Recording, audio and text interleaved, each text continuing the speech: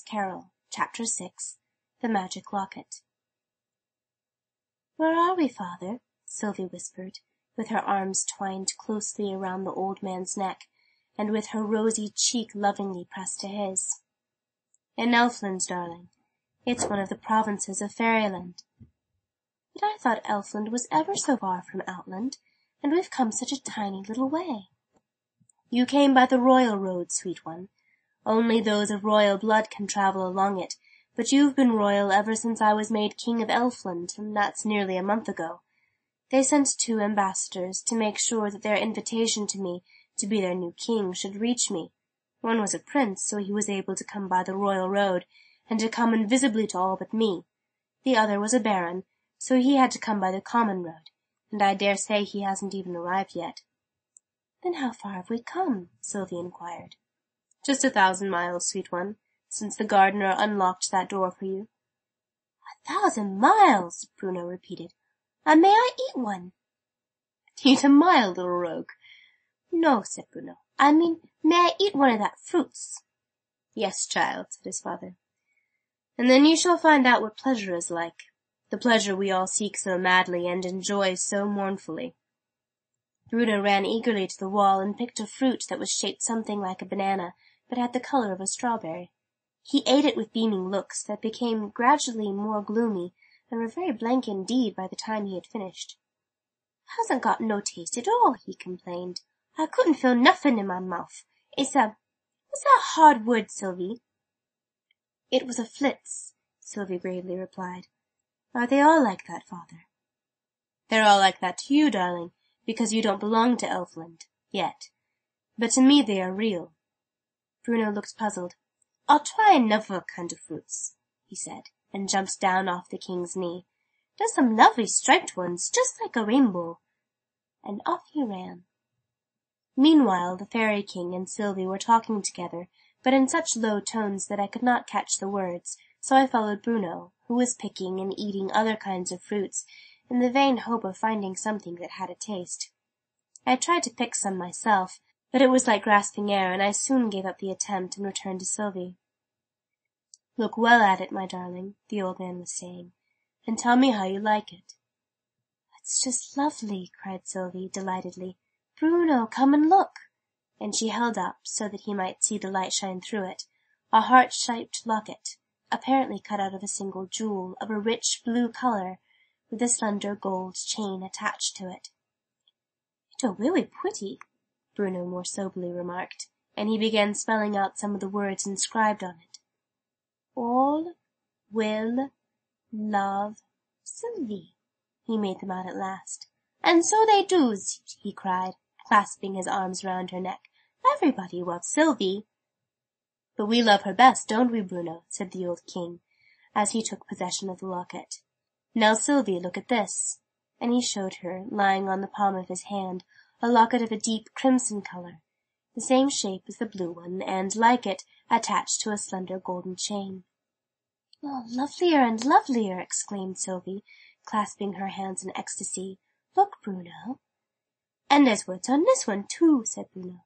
"Sylvie will love all." "Now you see the difference," said the old man. "Different colours and different words. Choose one of them, darling. I'll give you whichever you like the best." Sylvie whispered the words several times over, with a thoughtful smile, and then made her decision. "It's very nice to be loved," she said, "but it's nicer to love other people. May I have the red one, father?" The old man said nothing, but I could see his eyes filled with tears, as he bent his head and pressed his lips to her forehead in a long, loving kiss. Then he undid the chain, and showed her how to fasten it round her neck, and to hide it away under the edge of her frock. "It's for you to keep, you know," he said in a low voice, "not for other people to see. You'll remember how to use it." "Yes, I'll remember," said Sylvie. "And now, darlings, it's time for you to go back, or they'll be missing you, and then that poor gardener will get into trouble." Once more a feeling of wonder rose in my mind as to how in the world we were to get back again, since I took it for granted that wherever the children went I was to go. But no shadow of doubt seemed to cross their minds as they hugged and kissed him, murmuring over and over again, "Good-bye, darling father." And then suddenly and swiftly the darkness of midnight seemed to close in upon us, and through the darkness harshly rang a strange wild song. He thought he saw a buffalo upon the chimney-piece. He looked again and found it was his sister's husband's niece. Unless you live this house, he said, I'll send for the police. That was me, he added, looking out at us through the half-opened door as we stood waiting in the road. And that's what I'd have done, as sure as potatoes aren't radishes, if she hadn't have tooken herself off. But I always loved my parents like anything. Whoa, parents, said Bruno. Them as pay rent for me, of course, the gardener replied. You can come in now if you like. He flung the door open as he spoke, and we got out, a little dazzled and stupefied, at least I felt so, at the sudden transition from the half-darkness of the railway carriage to the brilliantly lighted platform of Elston Station. A footman in handsome livery came forward and respectfully touched his hat. The carriage is here, my lady, he said, taking from her the wraps and small articles she was carrying, and Lady Muriel, after shaking hands and bidding me good night with a pleasant smile, followed him.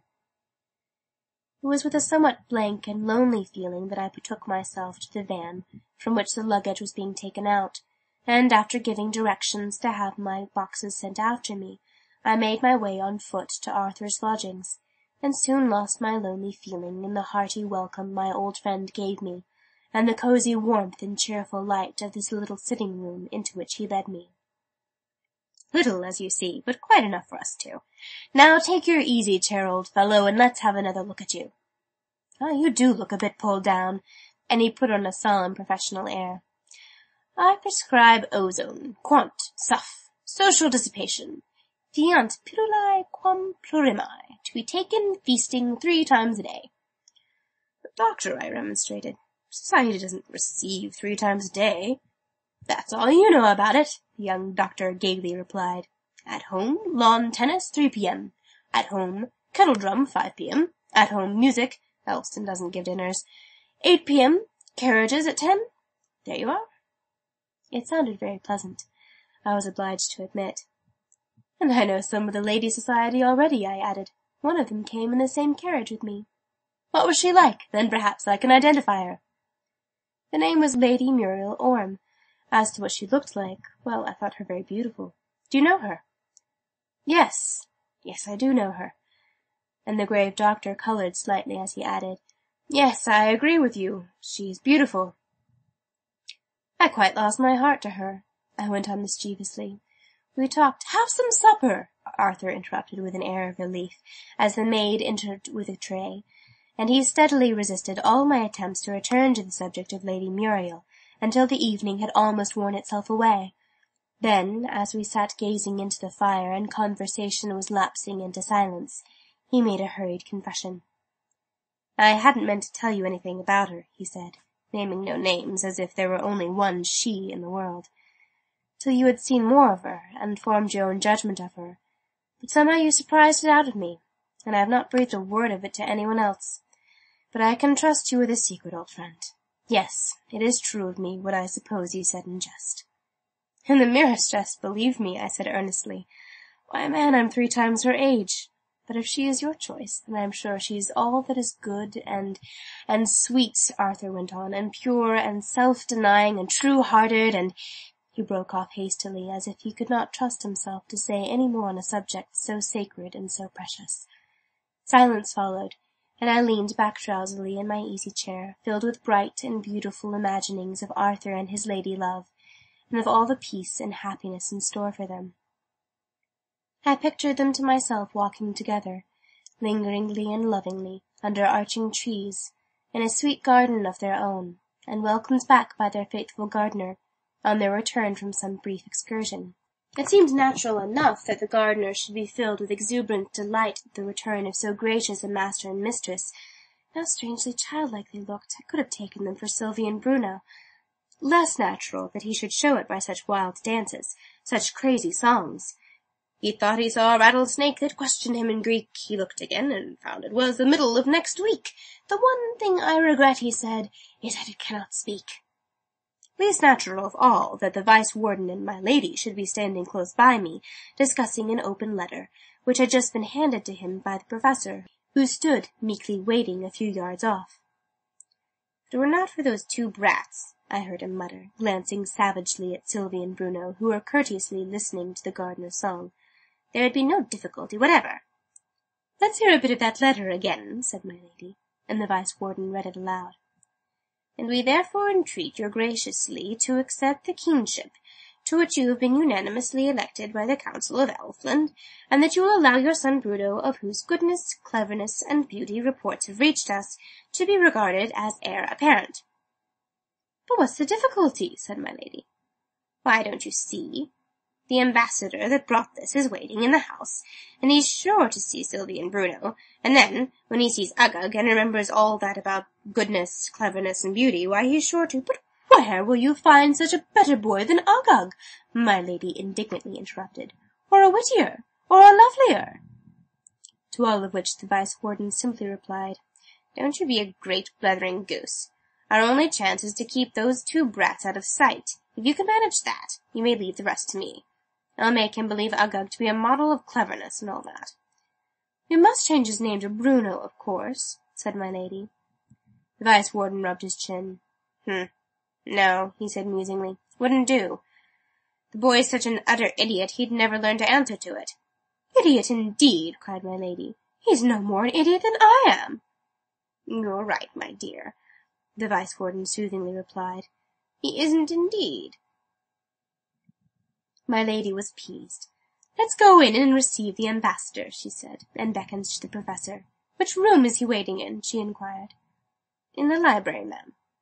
"And what did you say his name was?" said the Vice-Warden. The Professor referred to a card he held in his hand. "His Adiposity the Baron Doppelgeist." "Why does he come with such a funny name?" said my lady. "He couldn't well change it on the journey," the Professor meekly replied, "because of the luggage."